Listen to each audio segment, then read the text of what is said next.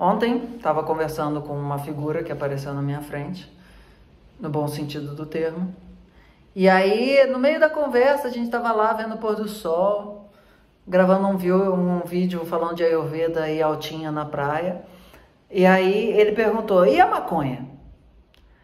Aí eu falei, bom, a grande questão é que existem duas etapas do bem-estar. Uma é a produção do bem-estar e outra é a disponibilização do bem-estar.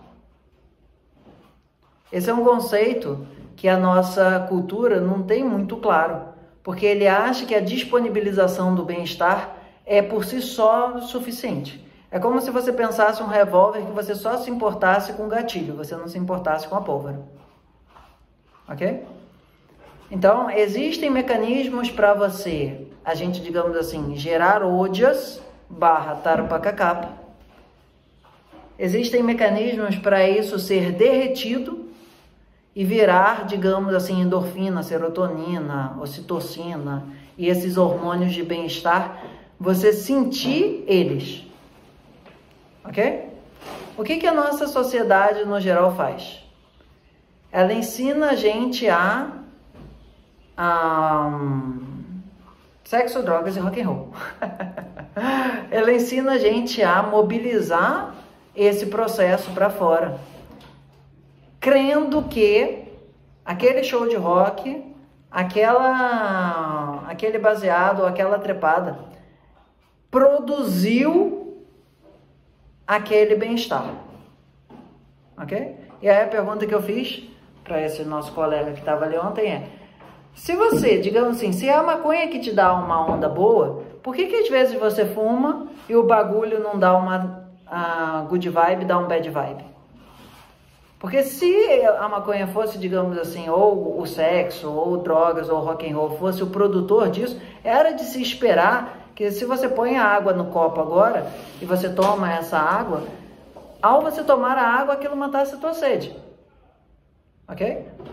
Mas a gente está, na maior parte das vezes, o que a gente está fazendo? A gente está pegando a água que o nosso corpo produziu e tomando ela, acreditando que foi o estímulo que a gente deu que produziu aquela água dentro do copo. E às vezes, se você pegar esse mesmo copo que você botou água e tomou, e você tomar esse copo sem água, não vai dar o mesmo efeito. Certo?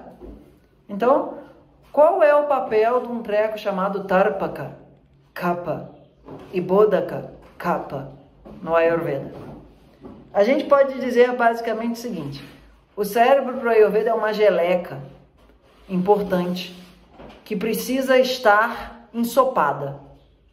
Essa nutrição, esse ensopado no cérebro é chamado de Tarupaka Kapha. Ok? Agora, o cérebro, para acessar os sentidos, ele precisa, digamos assim, ter um caminho neuronal dentro do cérebro e um caminho nervoso para aquela descarga sair do cérebro, chegar num receptor que não é o cérebro e voltar. Ok? Esse caminho nervoso fora do cérebro vai ser chamado de, entre aspas, Bodhaka Kapha, mais especificamente, a nutrição desse sistema sensorial. Ok? Então é como se você tivesse, digamos assim, enchendo a caixa d'água do condomínio, o outro você está enchendo a caixa d'água do teu apartamento ou da tua casa dentro do condomínio. No conceito de prédio isso não faz tanto sentido. Ok? Mas, de alguma forma, a nutrição dos sentidos vai depender da nutrição do quartel-general, que é a nossa grande massa de um líquido meio gorduroso chamado cérebro. Oleoso, na perspectiva do Ayurveda. Ok? Agora vamos às questões importantes. O Tarupaka Kapha, ele depende de duas coisas para renascer: ficar suficientemente parado e suficientemente fresco. Suficientemente parado não quer dizer totalmente parado, suficientemente fresco não quer dizer congelado. A gente pode juntar essas duas palavras no nosso linguajar em de boa, relax, tranquilão, nesses termos, ok? Então, para a gente manter o nosso cérebro com um potencial de endorfina ativo, no sentido de que ele está elaborando matéria-prima básica para depois a gente converter isso em bem-estar, a gente precisa ter pelo menos um sono de boa qualidade. Ok? Porque o sono é um dos lugares, junto de meditação, mantra, contemplação, oração e etc., que ajudam o nosso corpo a produzir um estado suficientemente... Quase que aconteceu um caos. Suficientemente relaxado para que aquelas condições de uma temperatura estivesse adequada. Ok? Senão cai o negócio na cabeça e puf. Muito bem. Bom, então, tipos de meditação e de oração que sejam calmos, estáveis e refrescantes vão ajudar a gente a produzir Tarapakakapa. Por exemplo, se eu fizer Om Namo Bhagavate Vasudevaya Dhamvantaraya Amrita Kalashastaya Sarvamaya Vinashanaya Trailokya Nataya Sarveshwaraya Om Shri Mahavishnave Namah, não vou estar naquele instante produzindo Tarapakakapa. Ok?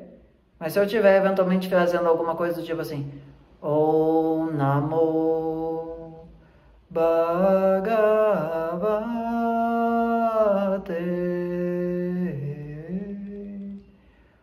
Vasudevaya.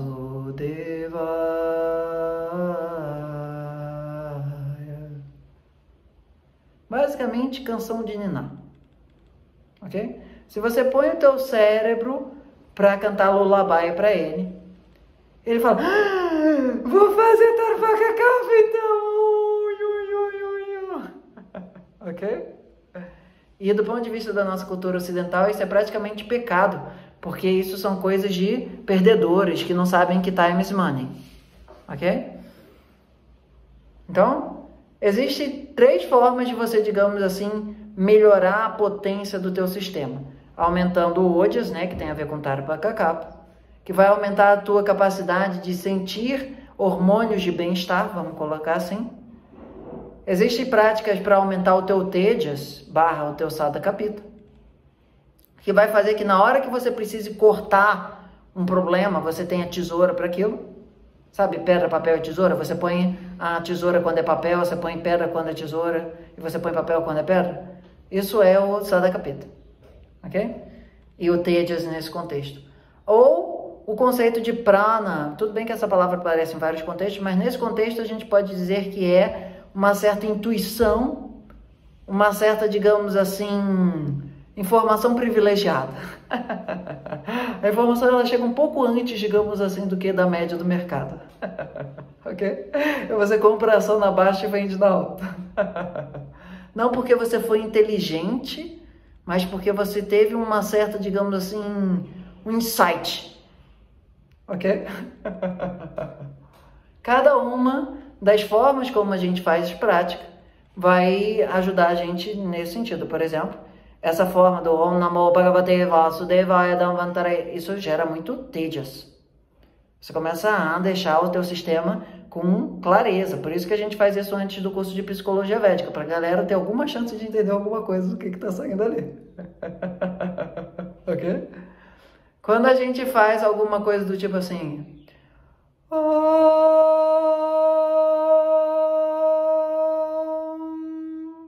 Namo Bhagavate.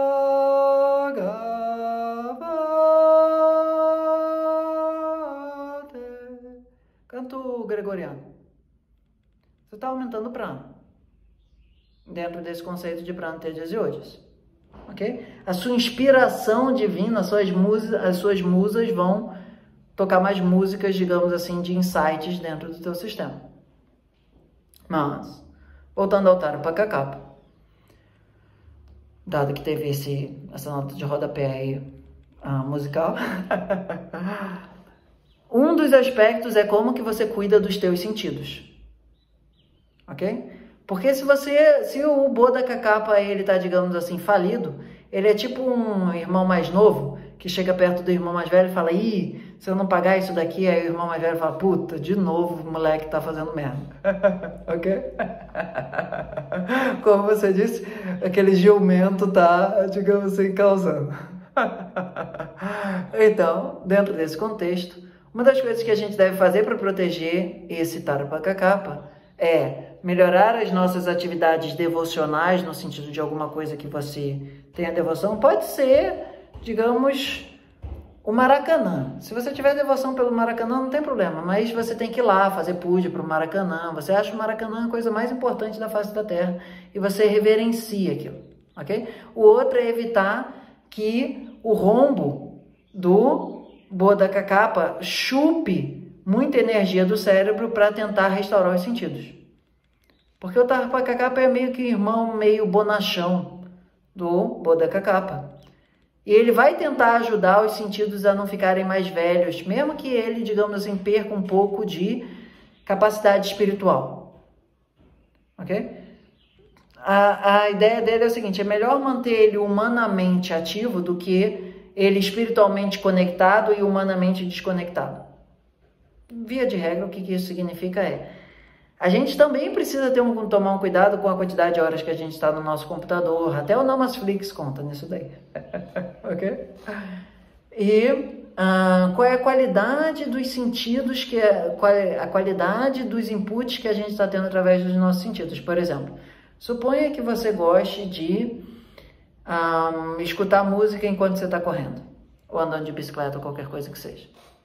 Do ponto de vista de Sattva, que é muito importante para esse processo, digamos assim, organizar, a gente pode traduzir de uma maneira simples, Sattva como um castelo de cartas em pé, Rajas como umas cartas de pôquer, para você, digamos assim, ganhar milhões, e Tamas como um bando de carta emelecada, com meleca, com catarro, com não sei o que, tudo bagunçado. Sabe aqueles tapão que você brinca de... ok? É tudo carta, mas a finalidade delas é diferente. Ok? E o grau de elevação espiritual delas é diferente. Ok? Não que, digamos assim, jogar pôquer e jogar tapão sejam errados, mas elas vão levar a nossa mente para lugares provavelmente mais rajásicos e mais tamásicos. Tá? Bom, então, dentro desse contexto, a gente precisa alimentar o nosso sistema de vibrações de estímulos sádicos.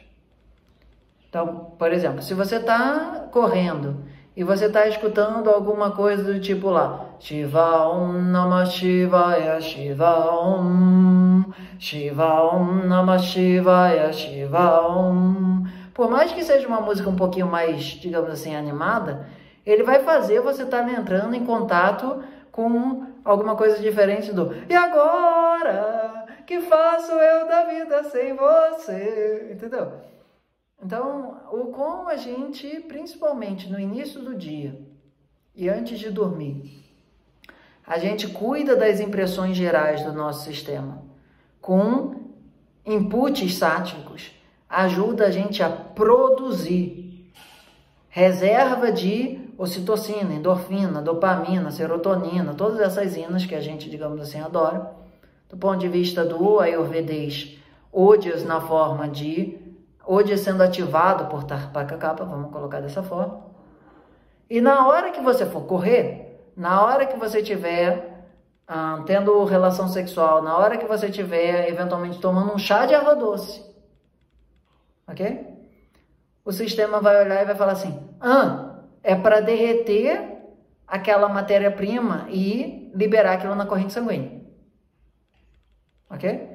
E aí, o que vai acontecer? Você vai ter uma capacidade maior de derreter esse néctar, esse amrut, a sua pineal, seu kalasha, o que você quiser chamar, seu Shiva, porque você jogou energia elétrica no sistema, ele derreteu, você usufruiu aquela neve derretida, mas você olhou para o sistema e falou, não é o calor que gerou o Ganges, é ter tido tempo da neve assentar lá em cima e depois aquele calor ter mobilizado aquela dádiva como Ganges.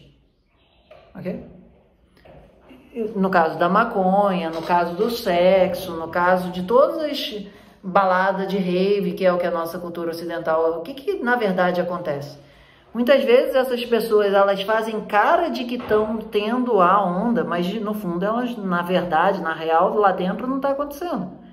Porque sempre que a gente teve uma good vibe, seja meditando, seja trepando, seja escalando o Everest, é porque a gente tinha matéria-prima para ser derretida. E a ideia é, você ter uma vida sem esse desfrute, não é o que a cultura védica preconiza, mas ela também aconselha, ela também orienta de que isso não é causado pela subida no Everest, isso não é causado pela meditação, isso não é causado pela trepada. Essas coisas são formas de você mobilizar isso. Aí você pode falar, não, mas a meditação pode produzir ojas. Pode, mas quem está produzindo ojas na meditação é um grande meditante.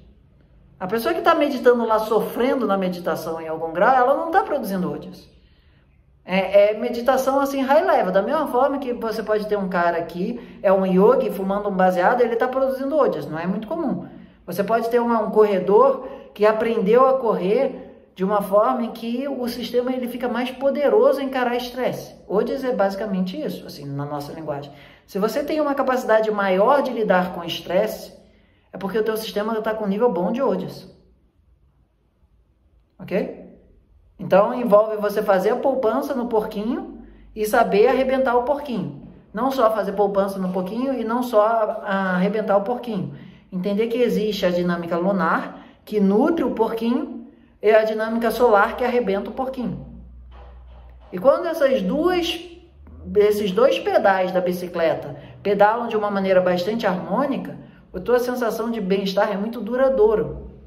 Porque você, ao mesmo tempo, está nutrindo o bem-estar e vivenciando, e mobilizando, e gastando, vamos chamar assim, o bem-estar. Você trabalhou, pôs dinheiro na tua conta corrente, ou poupança, e depois você gastou.